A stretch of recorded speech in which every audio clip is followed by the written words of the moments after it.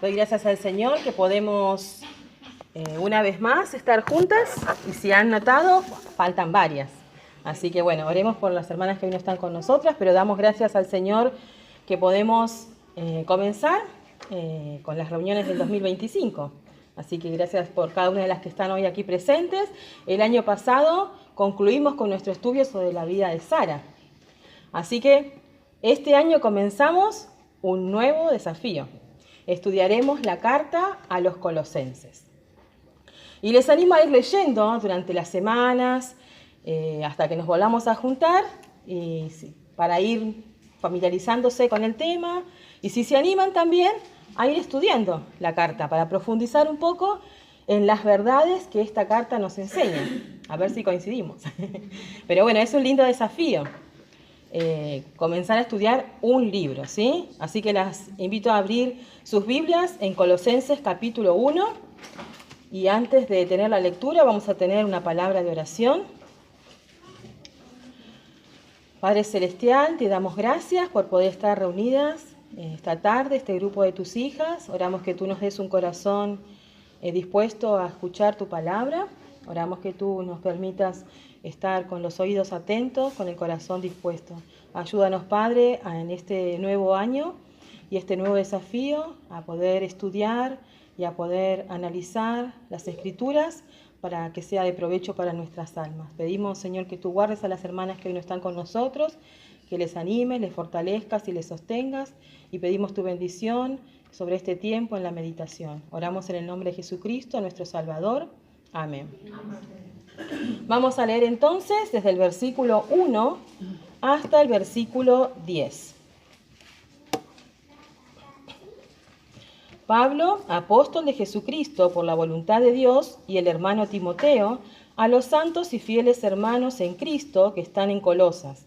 Gracia y paz sean a vosotros de Dios nuestro Padre y del Señor Jesucristo. Siempre orando por vosotros, damos gracias a Dios, Padre de nuestro Señor Jesucristo, habiendo oído de vuestra fe en Cristo Jesús y del amor que tenéis a todos los santos, a causa de la esperanza que os está guardada en los cielos, de la cual ya habéis oído por la palabra verdadera del Evangelio, que ha llegado hasta vosotros, así como a todo el mundo, y lleva fruto, y crece también en vosotros desde el día que oísteis y conocisteis la gracia de Dios en verdad, como lo habéis aprendido de Epafras, nuestro consiervo amado, que es un fiel ministro de Cristo para vosotros, quien también nos ha declarado vuestro amor en el Espíritu. Por lo cual, también nosotros, desde el día que lo oímos, no cesamos de orar por vosotros y de pedir que seáis llenos del conocimiento de su voluntad en toda sabiduría e inteligencia espiritual, para que andéis como es digno del Señor, agradándole en todo, llevando fruto en toda buena obra y creciendo en el conocimiento de Dios. Hasta aquí la lectura por hoy. Para los cristianos que vivieron hace 2000 años y para aquellos que vivimos en la actualidad, el mensaje de Dios sigue siendo el mismo. Su gracia es suficiente y completa. No necesitamos añadir nada más. Nuestro Señor es suficiente para todas nuestras necesidades. La gracia de Dios es real y poderosa en nosotras. Su gracia nos ha sido dada en abundancia en todas las áreas de nuestra vida. Dios nos otorga su bondad gratuitamente, sin más razón que su amor, nunca porque lo merecemos. Incluso cuando lo traicionamos o le damos la espalda, nos otorga su gracia para reconciliarnos. Nos concede el arrepentimiento, nos provee los medios y nos otorga el perdón. A lo largo del estudio que tendremos, vamos a descubrir cómo se manifiesta esta gracia de manera práctica en cada una de nosotras. En la carta a los Colosenses encontramos la gracia de Dios revelada a través del ministerio de otros, la gracia de Dios manifestada en la vida y el ministerio de Cristo, la gracia de Dios demostrada en un hogar cristiano, la gracia de Dios evidenciada en el lugar de trabajo y la gracia de Dios reflejada en el perdón a otros. No lo veremos todo este año, sino en este y el que sigue, Dios mediante, pero eso es lo que encontramos en la carta a los Colosenses. Y estudiaremos esta carta con el fin de obtener un mayor compromiso o una mayor comprensión de lo que es la obra de nuestro Salvador y de la persona de nuestro Salvador, para descubrir con profundidad y la diversidad también de la gracia de Dios en nuestra vida. Hoy veremos, a modo de introducción, quién es el autor, quiénes son los destinatarios y cuál es el propósito de la carta. Y a partir del mes que viene ya iremos a desmenuzar cada una de las enseñanzas. Pero veamos hoy qué podemos decir acerca del autor. ¿Quién escribe? En el versículo 1 dice: Pablo, apóstol de Jesucristo, por la voluntad de Dios. Pablo, antes conocido como Saulo de Tarso, quien había perseguido a los cristianos, ex fariseo y miembro del Sanedrín, es quien escribe esta carta y se presenta a sí mismo como apóstol de Jesucristo. Un apóstol es un enviado, alguien comisionado para una tarea especial. ¿Quién le encomendó a Pablo esta tarea?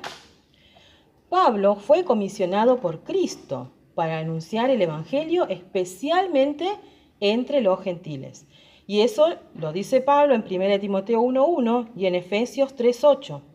Pablo, apóstol de Jesucristo, por mandato de Dios nuestro Salvador y del Señor Jesucristo nuestra esperanza, me fue dada esta gracia de anunciar entre los gentiles el Evangelio.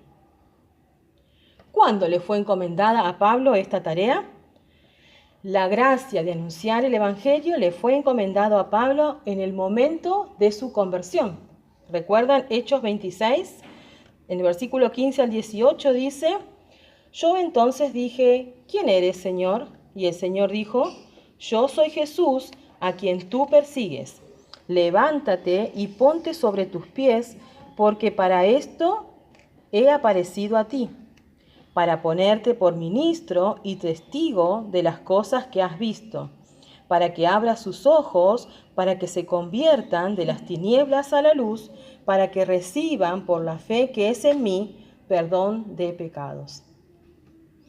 ¿Y desde dónde escribe Pablo?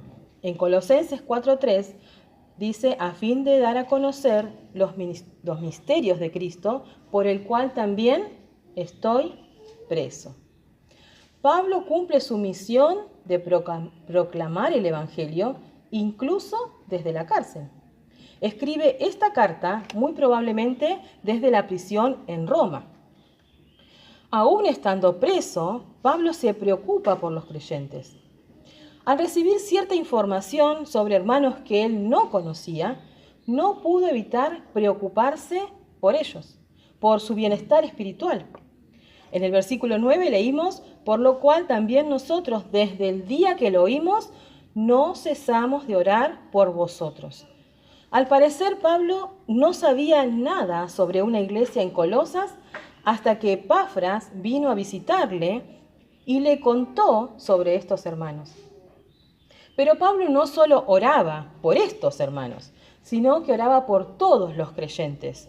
A los filipenses les dice: doy gracias a mi Dios siempre que me acuerdo de vosotros, siempre en todas mis oraciones.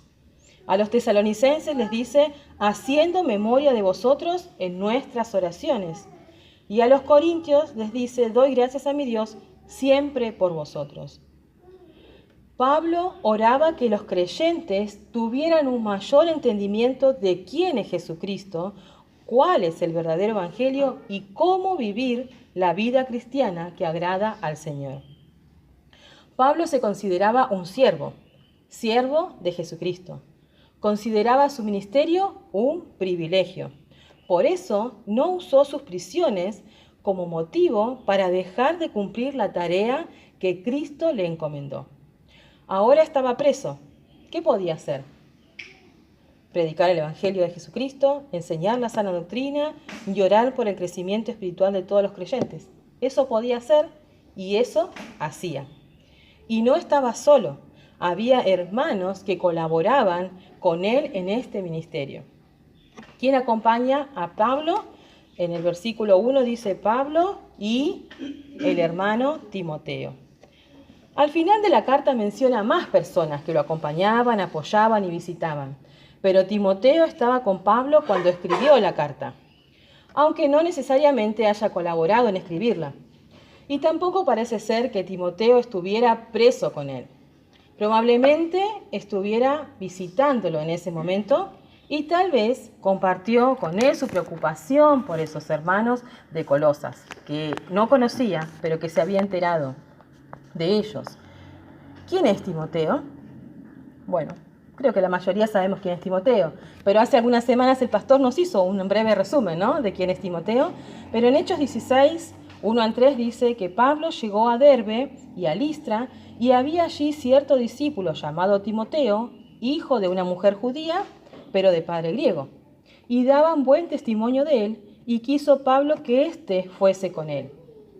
Y en la carta que Pablo le escribe a Timoteo, dice Timoteo, verdadero hijo en la fe. Es probable que Timoteo conociera el Evangelio a través de su mamá y su abuela, pero sin duda creció en la fe bajo la influencia del apóstol Pablo. Timoteo acompañó a Pablo en su segundo viaje misionero y en algún momento estuvo a cargo de la iglesia en Éfeso. Timoteo, al igual que Pablo, amaba a los hermanos y se preocupaba por ellos. Así lo dice Pablo en Filipenses 2, 19 al 20, que casi todos sabemos de memoria, de tanto que escuchamos esto sobre Timoteo, ¿sí? Espero en el Señor enviaros pronto a Timoteo para que yo también esté de buen ánimo al saber de vuestro estado, pues a ninguno tengo del mismo ánimo que tan sinceramente se interese por vosotros. Probablemente, cuando se escribió esta carta a los colosenses, Timoteo estaba visitando a Pablo como le pidió en su segunda carta y le dijo, procura venir pronto a verme. Eso sabemos acerca del autor y ahora vamos a ver qué podemos decir acerca de los destinatarios. Dice en el versículo 2, a los santos y fieles hermanos en Cristo que están en Colosas. Pablo escribe esta carta a los hermanos que conforman la iglesia en Colosas. La iglesia no es un edificio, sino un conjunto de personas que han puesto su fe en Cristo. Y aunque Pablo no los conocía, porque nunca había predicado en Colosas en ninguno de sus viajes misioneros, sabía que ellos eran la iglesia de Cristo porque habían puesto su fe en él. Colosas era una ciudad situada a unos 15 kilómetros de la Odisea, eso cerca del valle del río Lico, que yo no conozco, pero eso dicen los diccionarios. Antiguamente era el punto donde se unían las grandes rutas de Sardis y Éfeso, ciudades que tampoco conozco, pero las encontramos en el mapa. Llegó a ser esta ciudad bastante importante, pero posteriormente declinó cuando el camino a Pérgamo, que pasaba por Sardis, fue desplazado al oeste debido a la fundación de la próspera ciudad de la Odisea. Por esta razón, Colosas había perdido la importancia como centro de comercio, convirtiéndose en una pequeña ciudad de poca influencia. Pero allí se encontraba algo que era importante para Pablo: los santos y fieles hermanos en Cristo. Pablo los llama santos. Santo significa separado, apartado para un uso especial. En otra traducción dice a los consagrados de Colosas. Los cristianos hemos sido apartados del pecado para consagrar nuestras vidas al servicio de nuestro Señor. Una persona no puede llamarse o considerarse santa si permanece en el pecado. En 1 Juan 1:6 dice, el que permanece en él debe andar como él anduvo.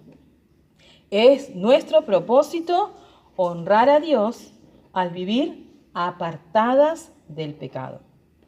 Pablo también destaca que estos hermanos eran fieles. Fiel significa digno de confianza, confiable, fidedigno. Y se refiere a los creyentes que confían en la palabra de Dios, que consideran a Dios digno de confianza. Pablo dice que estos hermanos eran fieles al Señor, que confiaban en su palabra y lo demostraban en su manera de vivir. ¿Cómo sabía Pablo que eran fieles cuando él no los conocía? En el versículo 4 leímos, habiendo oído de vuestra fe en Cristo Jesús y del amor que tenéis a todos los santos. En el versículo 7 leímos, como lo habéis aprendido de Epafras, fiel ministro de Cristo para vosotros. Y en el capítulo 4:12 dice, os saluda Epafras, el cual es uno de vosotros. Pablo había recibido información acerca del progreso espiritual de ellos por parte de este hermano, Epafras, quien posiblemente haya conocido el Evangelio durante el ministerio de Pablo en Éfeso y posteriormente haya sido comisionado para él compartir el Evangelio en Hierápolis, en la Odisea y en Colosas. Y ahora, mientras visita a Pablo en la prisión, le cuenta su preocupación por el bienestar espiritual de estos hermanos. Colosas era una ciudad pequeña, pero había allí un grupo de santos que eran fieles, que necesitaban instrucción para crecer en el conocimiento de Cristo, para crecer en el conocimiento de la sana doctrina. Al comenzar esta carta, Pablo les saluda diciéndoles, gracia y paz a vosotros de Dios nuestro Padre y del Señor Jesucristo. Gracia significa don inmerecido, misericordia, regalo. Al saludar con esta palabra, el apóstol desea traer a la memoria el regalo inmerecido que habían recibido de parte de Dios. Esta palabra continuamente nos recuerda el sacrificio que Cristo hizo por nosotras. Nos recuerda que no es por nuestros méritos, sino por su bondad. Puedes prender si quieres. También les dijo paz en su saludo. Y paz significa bienestar, tranquilidad. La paz de Dios es totalmente diferente a la paz que el mundo ofrece. La paz que Dios ofrece no es ausencia de problemas, sino la presencia de Dios en medio de los problemas. La gracia y la paz que provienen del Padre y del Hijo son los únicos dadores de la gracia que nosotros necesitamos. Y por último, vamos a ver qué podemos decir acerca del propósito con el cual se escribió esta carta. El propósito de la carta era corregir los errores que estaban siendo introducidos con sutileza. Pablo les escribe para que sus ojos sean abiertos y no se dejen engañar. Lo dice en capítulo 2, versículo 8. Mirad que nadie os engañe. La iglesia en Colosas estaba siendo infiltrada por ciertos falsos maestros que enseñaban doctrinas extrañas que sutilmente negaban la deidad de Cristo, enseñando tradiciones que eran de hombres y que iban en contra del verdadero evangelio. Esta noticia motivó a Pablo a escribir una carta que exalta maravillosamente la persona de nuestro Señor Jesucristo y enfatiza su deidad, para refutar las falsas doctrinas del judaísmo, ascetismo y gnosticismo, que habían sido introducidas entre ellos. Los vamos a ver eso más adelante. Estos falsos maestros habían persuadido a algunos a adorar a los ángeles, a abstenerse de comer carne, a observar ritos judíos y a mortificar sus cuerpos por medio de largos ayunos. El apóstol escribe esta carta para corregir esos errores y para exaltar a Cristo como cabeza de su iglesia y para que por medio de la gracia de Dios puedan vivir los hermanos de Colosas y también nosotras una vida piadosa. La sana doctrina es fundamental para la vida cristiana. Conocer la sana doctrina nos protege de las erradas enseñanzas de los falsos maestros. Nos ayuda a conocer más a Dios y a distinguir los pensamientos errados de nuestro propio corazón. Como dice Efesios 4, 14 y 15, para que ya no seamos niños fluctuantes, llevados por doquiera de todo viento de doctrina, por estratagemas de hombres que para engañar emplean con astucias las artimañas del error, sino que siguiendo la verdad en amor, crezcamos en todo en aquel que es la cabeza, esto es, Cristo. Cuando pensamos en doctrina, pensamos en estudios y teorías complejas. Y eso muchas veces hace que perdamos el interés en profundizar en el tema, ¿verdad? Incluso muchas personas piensan que estos temas no tienen nada que ver con la vida cotidiana. Son pocos los que se interesan realmente por estudiar la doctrina. Pero la sana doctrina tiene más implicancia en nuestra vida diaria de lo que pensamos. Eso dice Tito, capítulo 2, 1 al 5, que seguro la mayoría de nosotras conocemos casi de memoria. Pero tú habla lo que está de acuerdo a la sana doctrina. Que los ancianos sean sobrios, sanos en la fe, que las ancianas sean reverentes en su porte, no calumniadoras, no esclavas del vino, maestras del bien, que enseñen a las mujeres jóvenes a amar a sus maridos y a sus hijos, a ser prudentes, castas, cuidadosas de su casa, buenas, sujetas a sus maridos, para que la palabra de Dios no sea blasfemada. Aquí vemos que la sana doctrina influye en cada área de nuestra vida. ¿Y qué podemos aprender de esta breve introducción? En primer lugar, que somos santas. Pablo se refirió a los colosenses como santos, apartados. Nosotras, al igual que ellos, no somos santas gracias a nuestros propios méritos. Somos santas porque pusimos nuestra fe en la obra de la cruz. Hemos sido compradas por la sangre de Cristo y apartadas por la inmensa gracia de Dios para consagrar nuestras vidas a Él. No hacemos nada para ser santas. Dios nos hace santas. En segundo lugar, ¿somos fieles? Cuando Pablo menciona que los colosenses eran fieles, se refiere a un estilo de vida que ellos habían determinado llevar. ¿Cómo vives tú en relación al mundo? ¿Cómo decides tus asuntos cotidianos? ¿Qué cualidades de tu vida y tus acciones te hacen merecedora del calificativo fiel?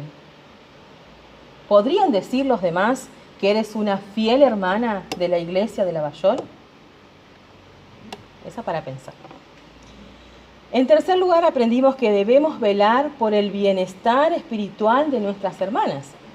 Pablo amaba a Cristo y ese amor se reflejaba en su preocupación por la vida espiritual y el crecimiento de los hermanos en todas las iglesias.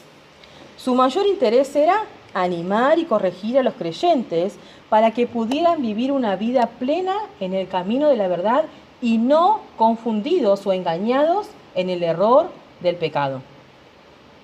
Piensa en ti. ¿Cuánto amas a Cristo?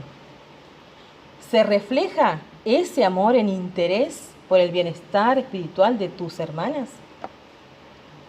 Piensa a qué hermana puedes tú ayudar a comprender mejor y a crecer en la gracia de Dios. ¿Recuerdas orar por tus hermanas durante la semana? ¿Dejas que tus hermanas se preocupen por tu bienestar espiritual y te ayuden a crecer? También aprendimos que vivimos en la gracia de Dios. La maravillosa gracia de Dios nos es derramada cada día cuando recordamos Efesios 2:8, otro que sabemos de memoria. Porque por gracia sois salvos por medio de la fe, y esto no de vosotros, pues es don de Dios.